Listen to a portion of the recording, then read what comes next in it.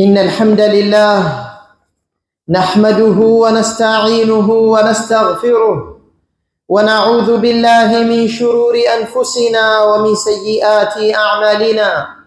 من يهده الله فلا مضل له ومن يضلل فلا هادي له.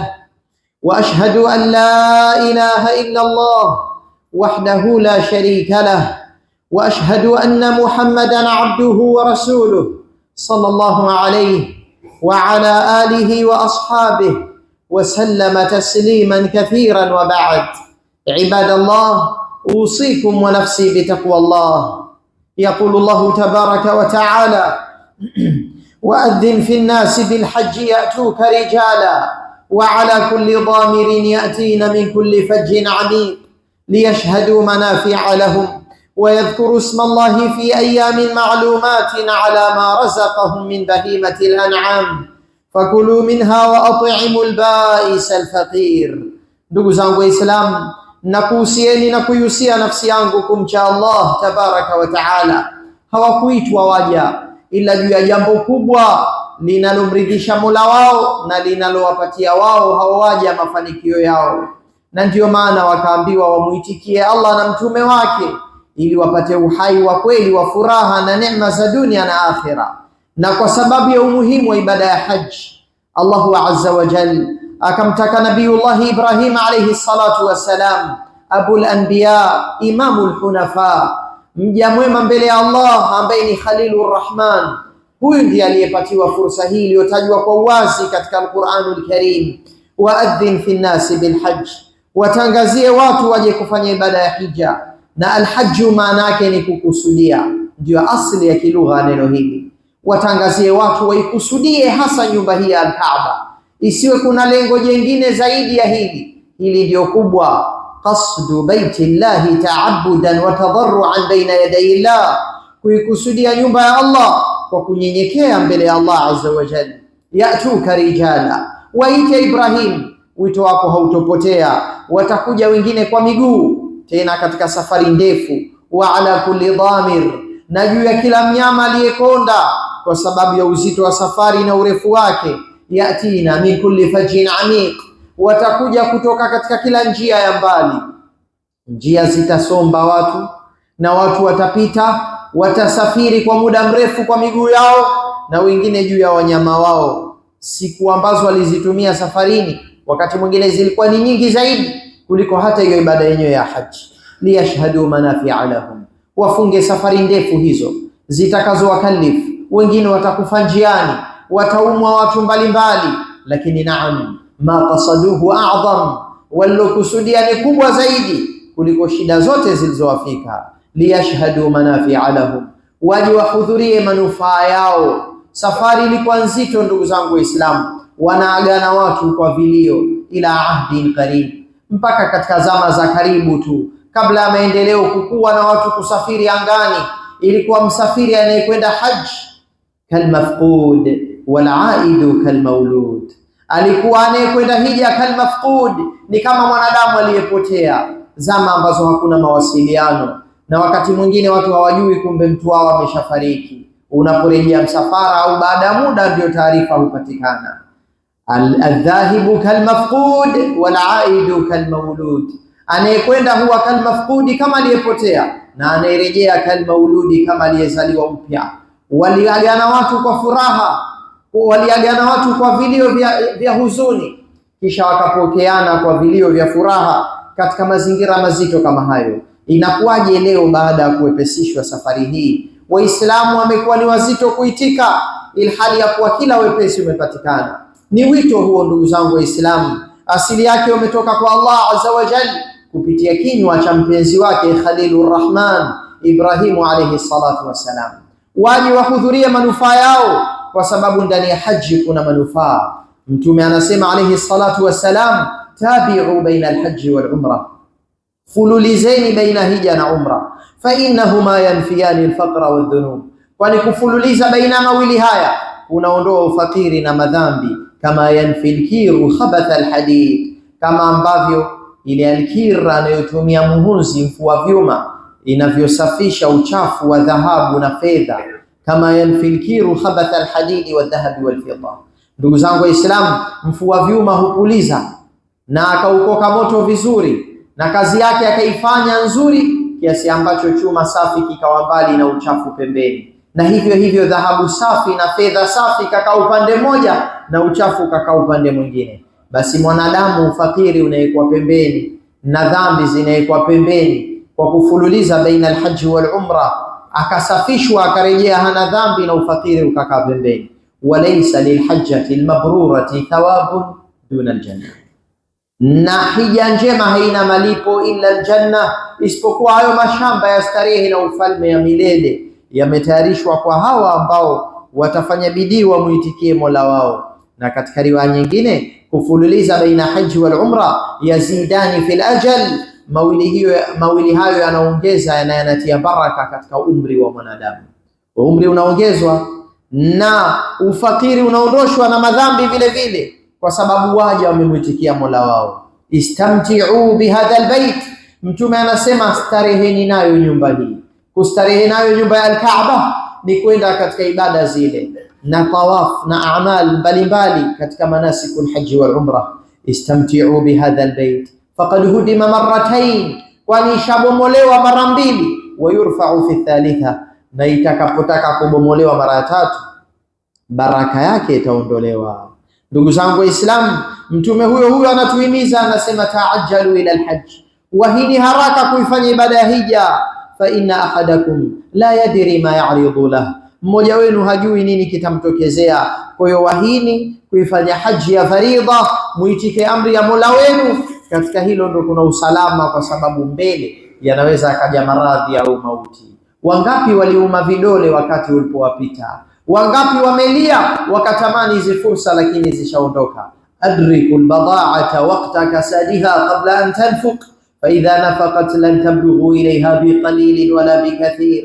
Iwahini bidhaa kuichukua haraka. Bidhaa ina thamani lakini imedoda, inauzwa kwa thamani ndogo. Iwahini hiyo kabla haijapanda bei, na ikipanda thamani hamtoifikia kwa gharama ndogo wala kubwa.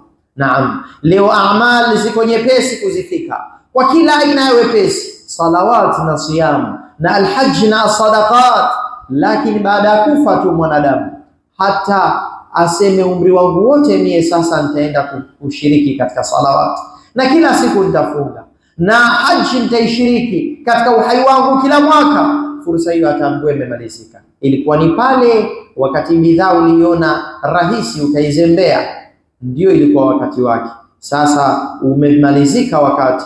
Ndugu zangu Waislamu, vilio vingapi vimekuwa vimetawala ndani ya vitanda vya ugonjwa, wanalia watu, wanasema tulipata fursa lakini tulipoteza.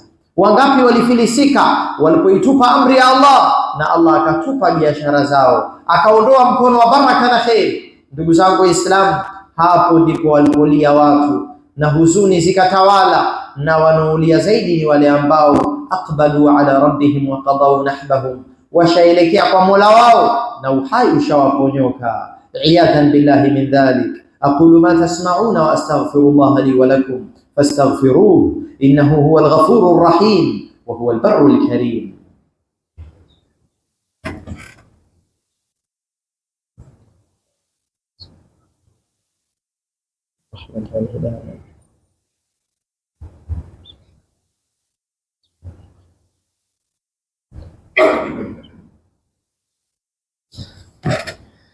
Alhamdulillah wassalatu wassalamu ala rasulillah wa ala alihi wa sahbihi wa man walahu wa ba'd.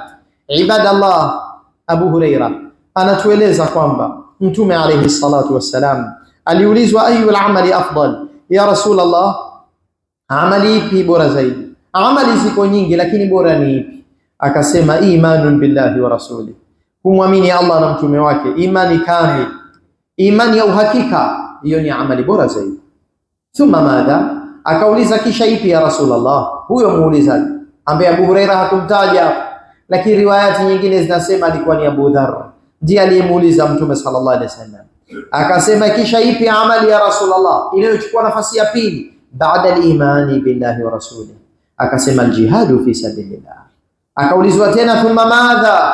Akasema hajjun mabrur, hija njema. Hija njema ni amali ina thamani kubwa na imepewa nafasi ya 3 katika hadithi hii ya Mtume sallallahu alaihi wasallam.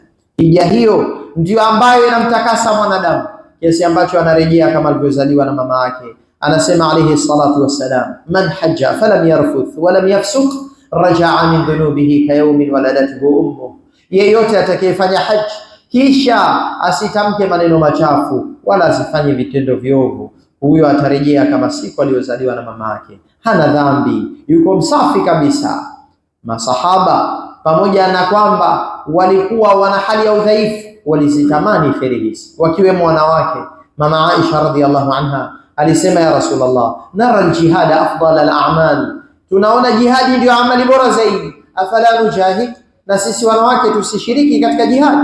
Yuko tayari mama Aisha aingie katika uwanja wa mapambano na yanayotokezea anajulikana uzito wake, lakini Mtume akasema, lakina afdal aljihadi hajjun mabrur, lakini jihadi bora ni hajjun mabrur.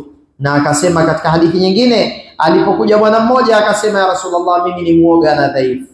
Akamwambia, haluma ila jihadi la shaukata fi alhajj, basi njoo katika jihadi isiyo na mikiki wala dharuba ndani yake. Jihad haina kuuliwa, nayo ni alhajj.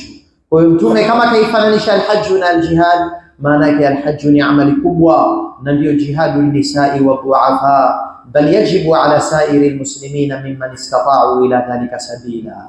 Ndugu zangu, kila mwenye uwezo atashikwa mbele ya Allah kwa kuizembea amali hii, na kuna hatari muislamu kufa yahudi au nasrani kwa kuiacha ibada ya haji, kama ilivyokuja katika riwaya ya Umar. Kwa maana hiyo, hofu kwa muumini lazima itawale, na kila mmoja amnyenyekee Mola wake na ajue kwa muda wa kuwa na uwezo anapaswa kwenda. Uwezo si lazima uwe pesa taslimu. Inawezekana mtu ana vitu au ana cha ziada ambacho hakijaingia katika dharura zake na haja zake za lazima, akikiuza hicho kashapata nafasi ya kwenda haji. Ndugu zangu Waislamu, bali yawezekana mtu akawa anamiliki kisichofanana na yeye kwa hali yake ya kimaisha, ilistahiki awe na nyumba ya kiwango hichi, lakini aliipata zaidi ya kiwango hicho kwa fahari tu, kenda akatoa pesa nyingi. Ina maana ya kwamba huyu haji anaiweza, lakini kati ya pesa zake na akazigandisha katika mambo ambayo hayakumstahikia kwa nafasi yake, akaliwacha la lazima mbele ya Mola wake ambalo lilimstahikia yeye alitekeleze, talaban limardatillah, kwa kutafuta radhi za Allah subhanahu wa ta'ala. Nas'alullah azza wa jalla an yaftaha alayna wa alaykum jami'an بالأمن واليقين والثبات والسلام، وأن يرزقنا الحج المبرور والسعي المشكور والذنب المغفور، وأن يفتح علينا من فتوحاته العظيمة الواسعة. اللهم يا أرحم الراحمين ويا أكرم الأكرمين يا ذا الجلال والإكرام، نسألك يا رب العالمين أن توفقنا لما فيه حبك ورضاك. اللهم صل وسلم على الرسول الكريم، وارض اللهم عن سائر الصحابة أجمعين. اللهم إننا نسألك أن تشفي مرضانا وأن ترحم موتانا. اللهم إننا نسألك الهدى والتقى والعفاف والغنى. اللهم زدنا ولا تنقصنا، وأعطنا ولا تحرمنا، وأكرمنا ولا تهنا، وآثرنا ولا تؤثر علينا، وأرضنا وارض عنا. ربنا ظلمنا أنفسنا وإن لم تغفر لنا وترحمنا لنكونن من الخاسرين. ربنا آتنا في الدنيا حسنة وفي الآخرة حسنة وقنا عذاب النار. وصل اللهم على خير خلقك محمد وعلى آله وصحبه وسلم، والحمد لله رب العالمين.